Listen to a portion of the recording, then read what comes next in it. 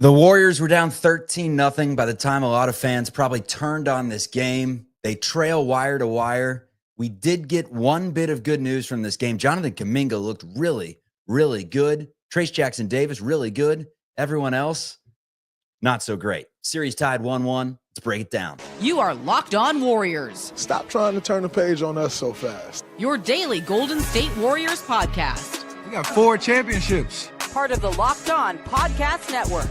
Every team has a chance if Steph's on the team. Your team every day.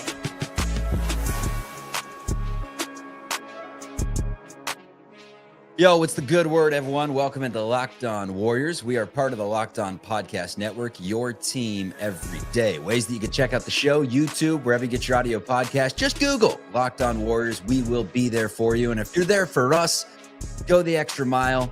Hit that thumbs up right now. Leave a 5-star review on the audio podcast if you enjoy the show. If you don't enjoy the show, at least give it 2.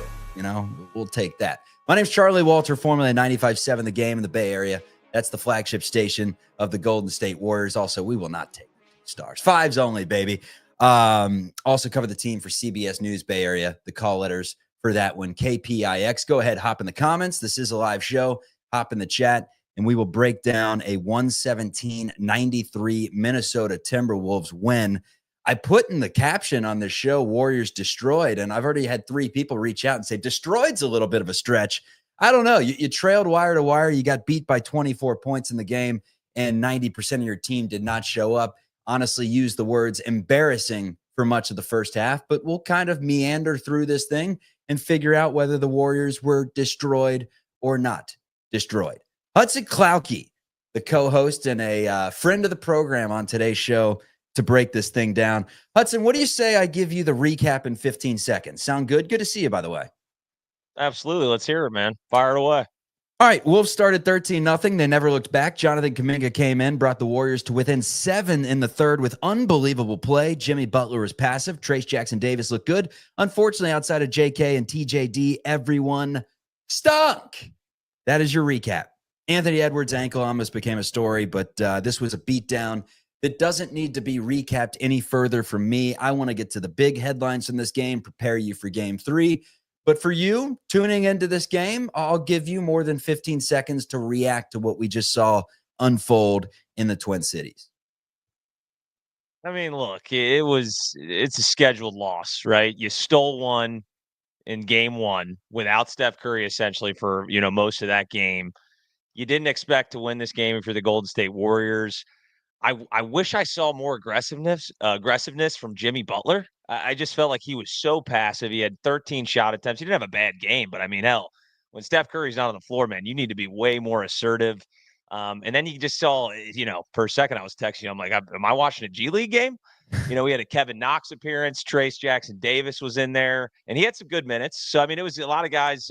Pat Spencer was, he tried to, which I thought was hilarious. He got in for 10 seconds and tried to dunk on McDaniels and Gobert. He played a horrific game. He was bad. I love the energy. I love the energy that he came in there with. But yeah, I mean, listen, you got one game, you split the series on the road. You take what you can, and then you just got to hope you can figure it out back home. That's a nice hat, by the way, for a guy from Cincinnati, Ohio, like Hudson is, to be repping the Cal Bears and the Berkeley hat tonight. That's good stuff. You know the audience, so yeah, it's a nice hat. I've been saying it takes a village. That's kind of been like my storyline, honestly, the entire season, because the Warriors role players are so huge. You know what you're going to get from the top half, or not in the top half, but the top couple of this roster. But it truly does take a village with this team, because Kerr went with 14 guys in the first half. He experimented with literally everyone. But 3 key players I want to dissect, and I've been talking about these 3 lifting up your ceiling or being the reason why you're not able to elevate your game. They're huge. It's Brandon Podziemski. It's Moses Moody. It's Jonthan Kaminga. Your team and success is, I mean, obviously it's determined on Steph Curry getting back from this hamstring strain. That's everything. You're going nowhere without Steph at the end of the day. But aside from that, like, these 3 guys need to be key contributors. We'll start with the one that was a huge contributor tonight. It was Jonthan Kaminga. I had a feeling it was going to be one of those games. Don't believe me? You listened to the show yesterday, faithful.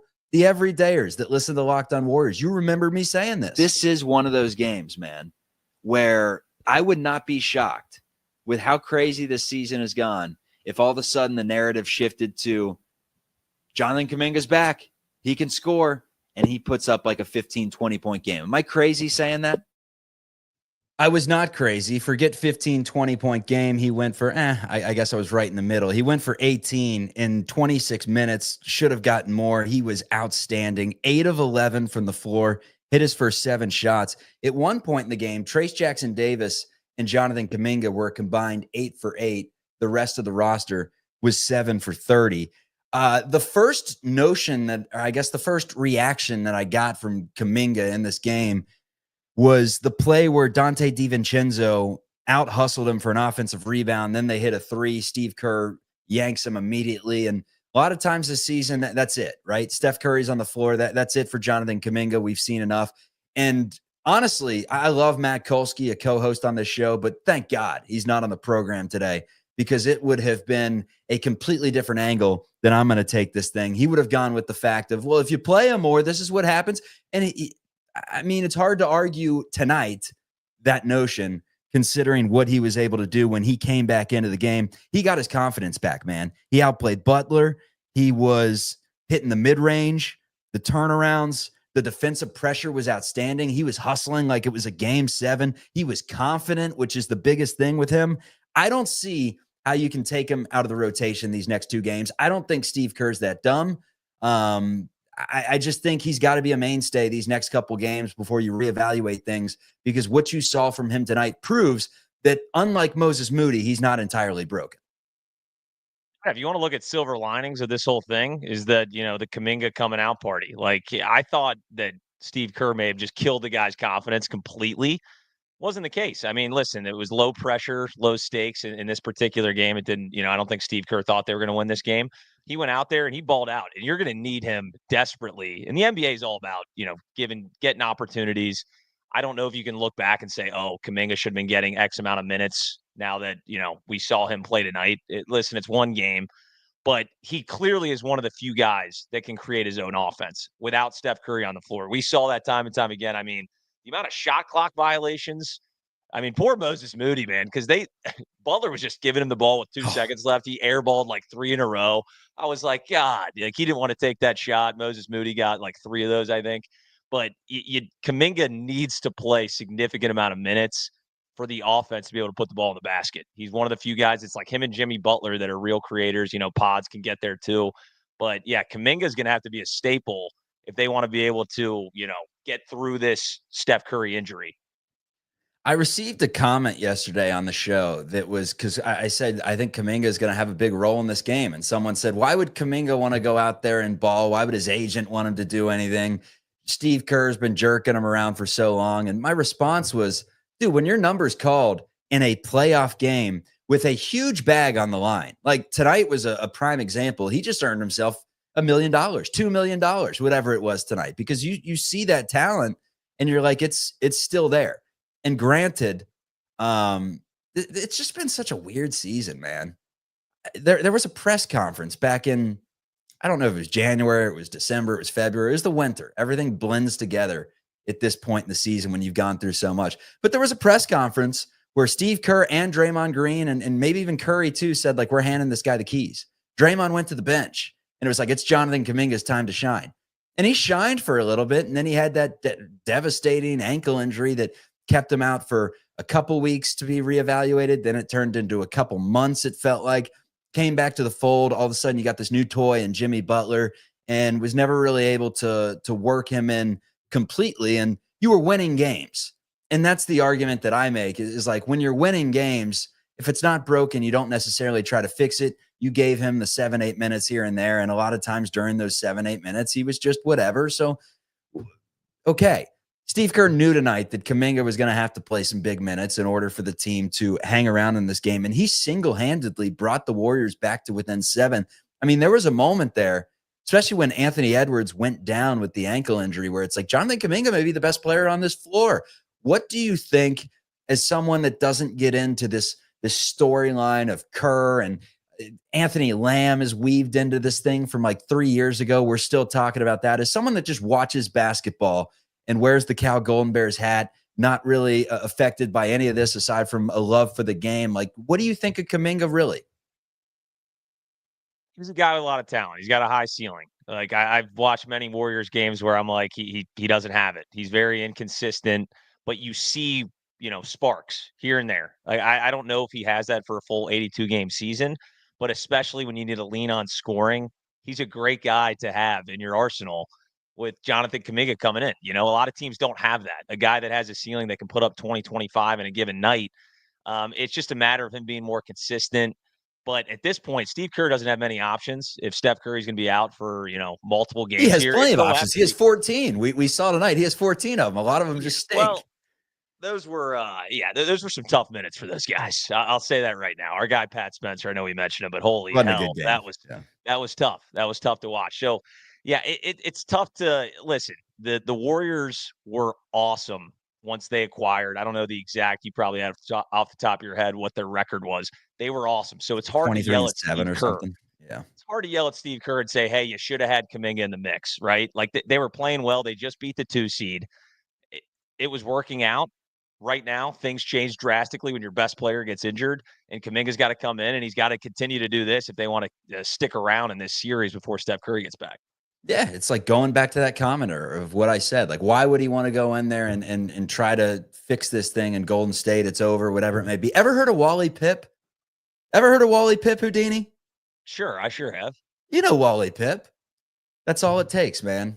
Something changes. You come in, you get your moment to shine, and you put up 18 points in 26 minutes. And it would be hard to think that Jonthan Kaminga is not playing 30-plus significant minutes in the next game. And quite frankly, it's hard to think that Trayce Jackson-Davis won't get serious burn with some of the minutes that he gave. 19, 6 for 6 on the floor, 6 rebounds. He had 15 in the game, including an unbelievable lob. I mean, I was like, Trayce, go up there and throw it down, big fella.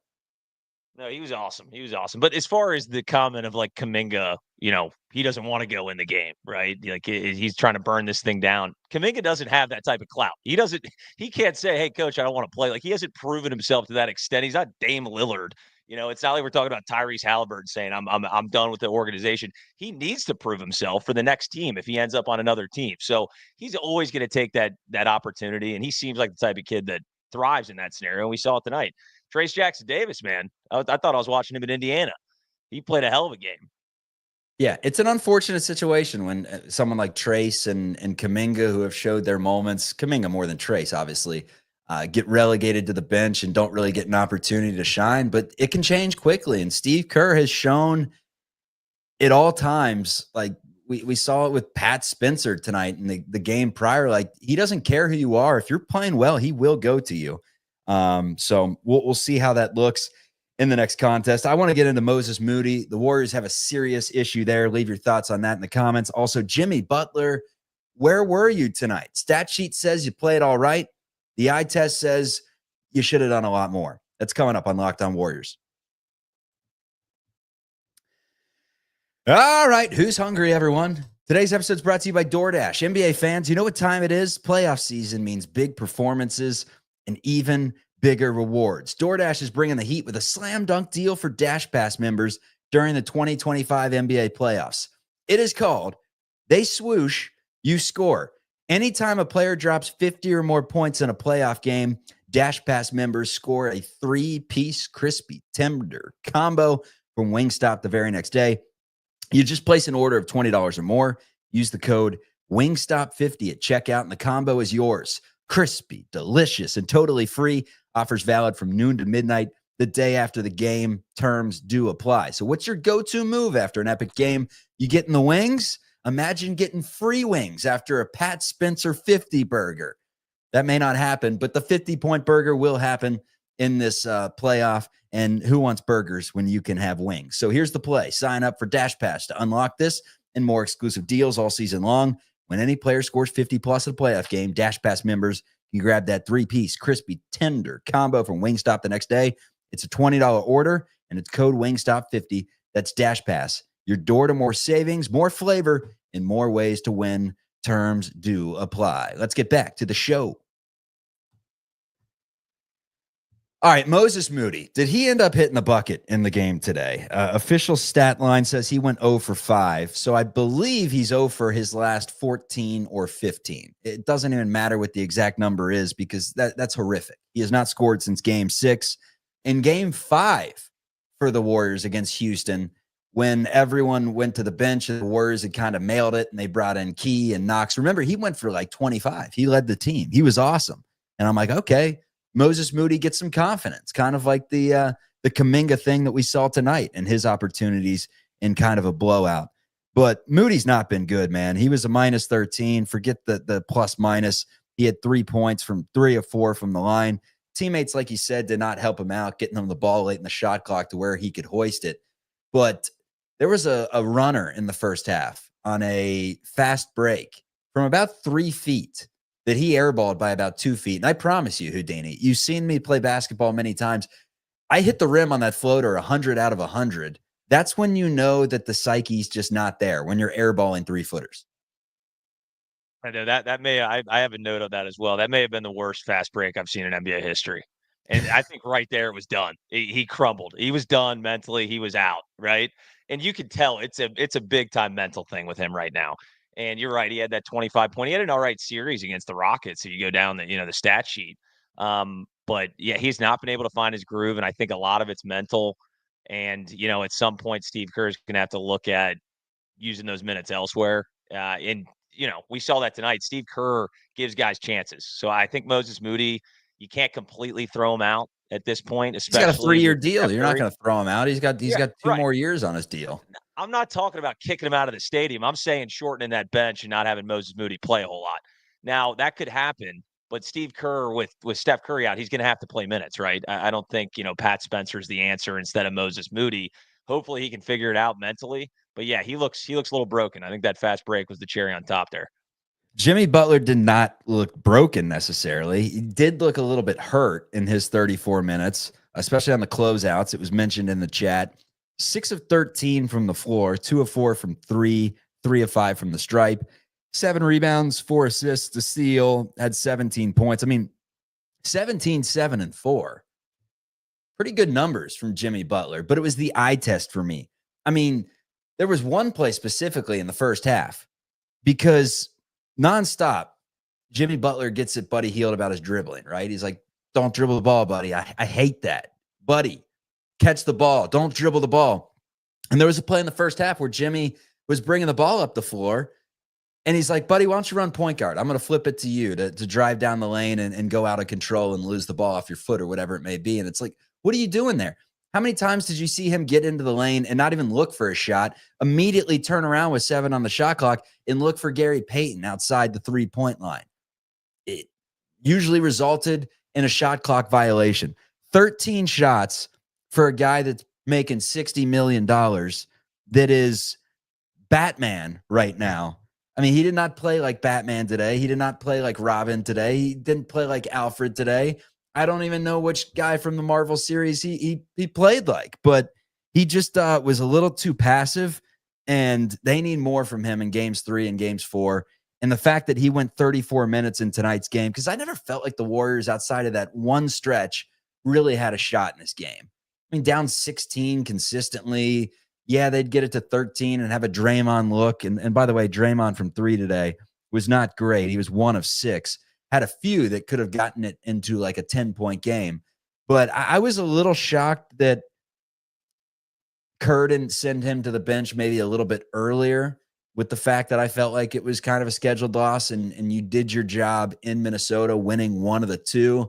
But they're going to need more from him in games 3 and games 4. No doubt about that. I mean, Moody scoring 3, that hurts. Podziemski 4 of 9 for 11 points. Some of them were late. He just didn't play flat out good enough. The Villagers weren't good enough in this game, minus Jonthan Kaminga and Trayce Jackson-Davis. But the head of the village, the superintendent, Jimmy Butler, he was too passive, in my opinion. Your thoughts? Yeah, he seemed a little disinterested. Kind of shocking as far as a Jimmy Butler mentality. Because, yeah, you're right, man. The amount of times he got to his spots in the paint, like he had space to go up for those shots. He pump faked. I don't know if the Rudy Gobert thing's in his head because he had a lot of, matchups with him that he thought he was going to get blocked. But it was weird. I was like, dude, put the ball up. You got 13 shots. Yeah, he wasn't playing like any Batman character. He was playing like Jeremy Renner's, the Hawkeye, the guy that just shoots bow and arrows. No one even knows why he's in the series. That's what Jimmy Butler was doing. He was like a good, morale guy. But you need way more if you're the Golden State Warriors without Steph Curry. Like you need him having 20 plus shots. And I think he got to his spots, like I said, that he normally puts up, and he just was very passive. And you're going to need a whole lot more. I'm sure he feels the same way. That's a bar right there. The Hawkeye. That is a one-liner, man. That's why I bring you on the show. I can always expect that. Yeah, so chat's basically saying he looked injured, didn't want to sacrifice his body. The scheduled loss thing is real, man, because when you have an emotional win like game one and you lose Steph Curry and you try to figure out what kind of works, like you could tell early that Steve Kerr was just tinkering with everything. They went down 13-0, and not only did Kerr take out Butler and Draymond, he did a hockey sub. He went with the entire bench. We saw those Kevin Knox minutes early. I mean, there was a point in the first half where I'm sure some older Warriors fans thought they were watching Bimbo Coles, Donnie Marshall, Clarence Witherspoon, and Dickie Simpson out there. I mean, it wasn't a thing of beauty from what we were seeing. So it was a little shocking to me that he didn't look for 15-plus shots in today's game. He's got to be looking for 20-plus in game 3. I think he will. Here's where the Warriors stand. It's 1-1. You would have asked me before the series, granted, Steph Curry hurt. We didn't think this was going to happen. But if you would have asked me before the series, what's your goal in Minnesota? I mean, obviously it's 1-2, but what's your realistic expectation? It's doing what you just did, going back home 1-1. If you could salvage another split somehow, some way, after what we saw tonight in the Bay Area, I mean, Steph said it best, like hamstrings are finicky. Sometimes you think they're healed and you end up hurting yourself a little bit worse. I find it hard to believe that by game 5, if this thing's tied up 2 apiece, he's not going to be ready. You go down 3-1. That's scary hours for the Warriors, especially considering this is such a winnable series. I mean, put Curry back in this game tonight for the Warriors. Do the Wolves really put that much fear into you? I don't understand how the public was so enamored with this team. They're fine, right? They're good. They got one of the best players in the game in Anthony Edwards, and their role players stepped up tonight. Alexander Walker had 20 for them in the game. Edwards had 20. Julius Randle played well with 24. But like going up and down this roster, sure, they beat the Lakers. The Lakers didn't finish the season strong. I don't think this team and the Wolves would give the OKC Thunder a fight. Am I wrong saying that? I mean, you know me and the OKC Thunder. I think it's they're going to the championship, no doubt in my mind. But as far as the Wolves, I mean, it was probably just the fashion in which they beat the Lakers. I mean, just absolutely dominated them start to finish. So that was a little shocking. I mean, a lot of analysts were picking the Lakers to win that series, and they absolutely dominated them. The thing that, might worry if you're a Warriors fan, even though, you split 1-1, like you said, that's all you can really ask for, especially with Steph Curry hurt, is Anthony Edwards hasn't played great at all. I know he turned it on late in game 1. The stat sheet doesn't look that bad. He had a horrific game, pretty subpar game again. You would think at some point the law of averages, he's going to go ballistic and go for, 35 at some point here soon. Maybe not. Maybe the Warriors defense, he just seems to be missing a ton of layups. And he's pulling a Luka Doncic. He's complaining every single time down the floor. It's very odd, very, not usual from Anthony Edwards. So maybe he gets off that skid, maybe he doesn't, but that worries me a little bit that he hasn't gotten it going, and you would think eventually he will. Back to the Bay Area for game 3, and a Draymond Green technical storyline is starting to brew in these playoffs. The longer the Warriors go into these playoffs, the more and more it could become a serious issue. We'll talk about that. It's coming up on Locked On Dubs. All right, let's tell you about our sponsor, Amazon Fire TV Stick 4K. Did you know your Fire TV is also an Xbox? Turn any TV into your gaming and entertainment hub with Fire TV Stick 4K devices. No console is required. Just grab your paired controller, subscribe, or sign in to Xbox Game Pass Ultimate with EA Play included, and you're ready to go. Dive into hundreds of premium titles from EA Sports College Football 25 to Call of Duty Black Ops 6 as easily as you stream your favorite shows. It's gaming made simple, and it's all on your Fire TV.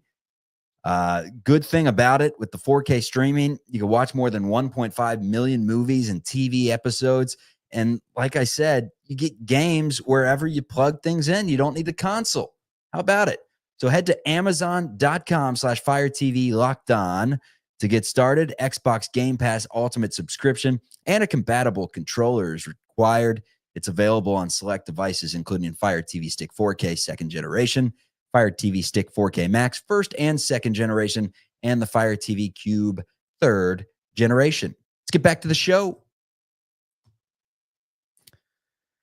All right, so to recap the game, for those of you that tuned in a little bit late on the live stream, the effort, the hustle, the everything was embarrassing early, to say the least. Warriors went for answers. They couldn't find answers. Eventually, Jonthan Kaminga became that answer, gave them a huge spark, not only with his skill and his offensive ability to create shots, but the hustle things, the IQ plays, the everything. Like Kaminga really brought this team back into it. And frankly, when he went to the bench is when that 7-point lead ballooned back up to like 20 quickly before they got him back in there. And sure, you could point fingers at Kerr, but I think at that point, Kuminga literally played like 14 minutes. They were probably just trying to get him 60 seconds of rest, for goodness sakes. But Draymond Green, his technical tonight has become a storyline because he's 2 technicals away from a suspension. He's 2 flagrant fouls away from a suspension, and he almost got another technical after he got the first one. Curry had to come out and calm him down, pull him back and say, Draymond, you need to chill. We need you. You cannot be getting after it with the Zebras right now. It could destroy our season. We can't have this. We need you to be the emotional leader right now. And Steve Kerr made a smart move by putting Jimmy Butler in there, sending him to the bench and letting him cool off. First of all, what did you think of that play? Because Draymond's starting to get that call now. Basically where he gets fouled but extends his arm, and it's just like a natural thing at this point.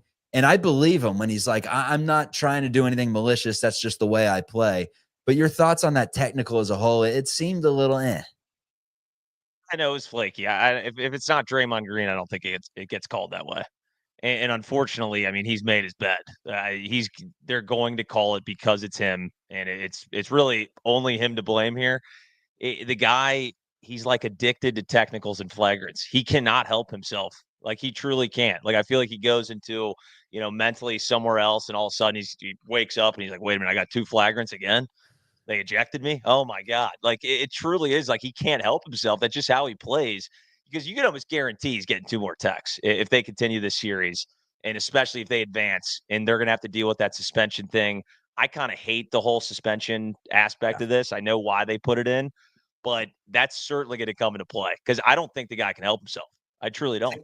It's like the scene in Old School where they ask Will Ferrell the question. He's up at the podium and he just gets into this long answer on quantum physics or whatever, and then just is like, what happened? What happened there? That's how it is with Draymond in the technicals. He just snaps back into it, and he has 2. Well, Van Gundy was saying to bring him to the locker room and not the bench. And I was like, that might not be a bad idea. Like, after even a foul that he's contesting and he gets subbed out because Kerr knows he's, on edge, send him to the locker room and cool him down. Because I think he's his own worst enemy there. I really don't think he can help chirping at those refs. Box score from tonight's game: 9 for Draymond Green, 17 for Jimmy Butler, 0 for Quentin Post, 15 for Buddy Hield on 4 of 9 shooting from 3. Pajimski at 11, 18 for Kaminga, 2 for Key, 3 for Kevin Knox, 15 for Trayce Jackson Davis, and 3 for Moses Moody in the game today. Nothing from Peyton or Santos in their combined 19 minutes. And Pat Spencer, who was worst on the team with a -20 in the game. So I've been asking for more Pat Spencer minutes. When he came in there in spot duties, I liked his energy.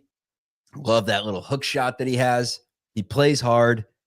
Unfortunately, these were not spot minutes. They were planned minutes, and it was 14, and it was way too many. You saw how overmatched he was in the game today. It was alarming how bad some of those minutes were, truly. And I'm hoping it was just today's game. And, he didn't have it, didn't eat a good breakfast, didn't get a good night of sleep. But considering the fact that, he was a lacrosse player first, I had never even heard of him at Northwestern. He's a G League guy. Like, I don't think you can expect 14 minutes from Pat Spencer in a playoff game and consider yourself a serious championship contender. I just don't know where else the Warriors look. I mean, they went for some Knox minutes. He didn't really show me anything. Braxton Key, it was over by the time he got in. Gary Payton struggled. Santos struggled. Like, this is the math problem that the Warriors have. And defensively, they could have been better today, especially early. The energy and effort was just not there. But they scored 93. They've been consistently scoring in the 90s.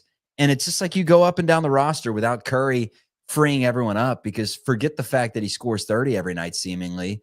His gravity's huge. I mean, he gives everyone clean looks. And when he's not out there, you saw it today. I mean, what was the over-under, would you say, on shot clock violation? Seriously. I'd set it at, what, 5.5? You taking the over-under?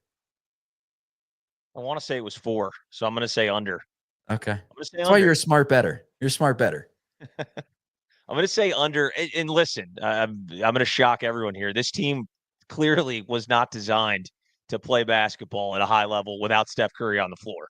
Like, no team could really take out their best guy, especially a guy like Steph Curry. And they mentioned on the broadcast, you're just asking guys to do stuff that they don't do.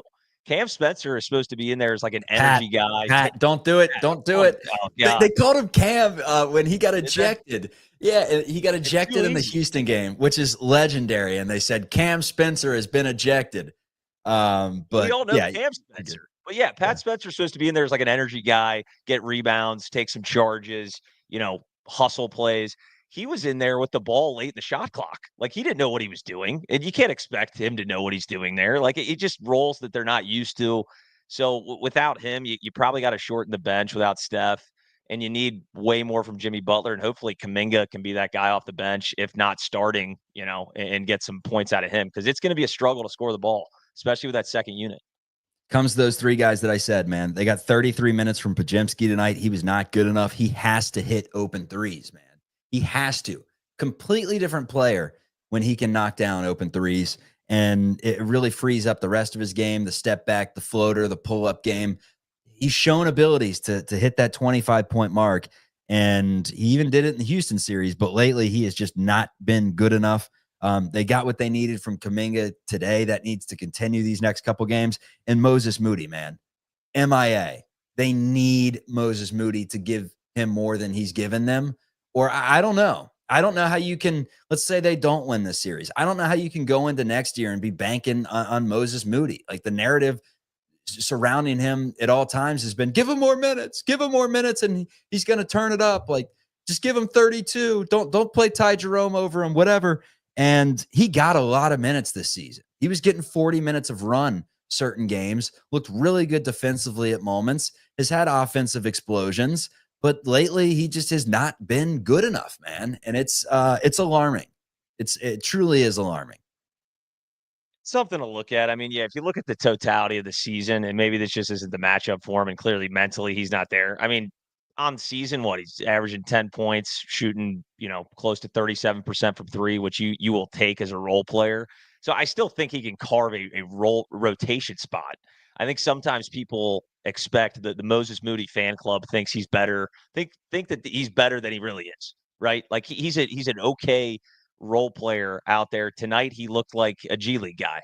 And you're going to need to hope that he can figure that out, because like you said, I mean, that bench does not look good when you run down that lineup. What do you want? Kevin Knox minutes? I mean, I don't know. He's played a significant amount of NBA minutes. Lottery pick, man. Kevin Knox in. Yeah. He's a former lottery pick. Yeah. Still see potential. He's young. All right. He's like 28. Not much time to rest. Rest is overrated, man. Saturday, Warriors tip it off in the Bay Area. Get to Thrive City. Get yourself a God's cheeseburger. Enjoy yourself some Warriors basketball. And this thing's tied up at 1 apiece. Not even close to over, but they need a better effort than they did on Thursday night. Final score, Wolves 117, Warriors 93. Let's do it again, Houdini. Good times. Absolutely, man. Thanks for having me. This is Locked On Warriors, part of the Locked On Podcast Network, free and available on YouTube and wherever you get your audio podcast. Peace.